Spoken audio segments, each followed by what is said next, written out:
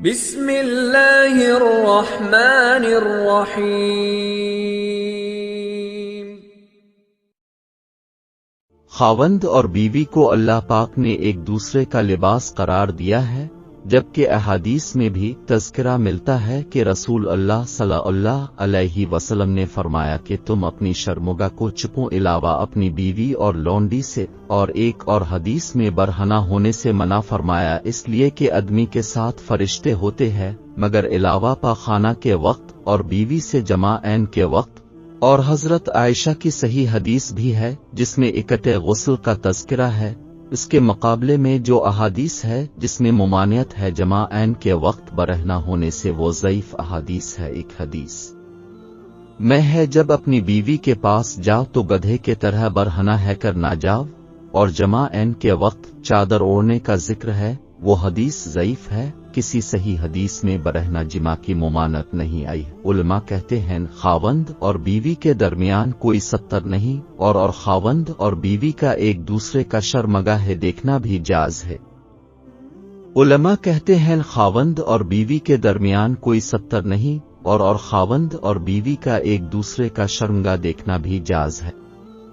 اسی طرح علماء کہتے ہیں جمع عین کے دوران خاوند اور بیوی کا مکمل طور پر برہنہ ہونا ادب کے خلاف ہے، لیکن ناجیز نہیں ہے۔ میں نے بہت سے علماء اور دار الافتاء سے معلومات کی ہے، وہ کہتے ہیں شریعت میں حرام چیزیں صرف دو ہے، حیض کی حالت میں جمع کرنا اور دبر میں جمع عین کرنا۔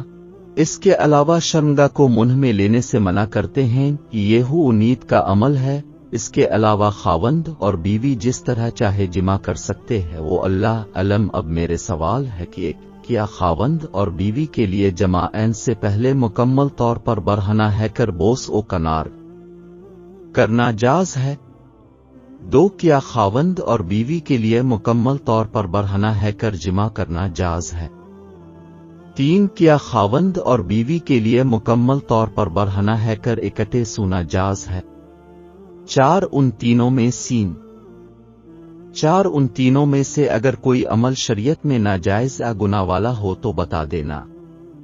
جواب یہ تینوں عمل فی نفس سے جائز ہیں، گناہ نہیں ہیں، لیکن خلاف اول ہے ملابت اور مجامات کے وقت جس قدر ہو سکے 70 چھپانے کی کوشش ہونی چاہیے۔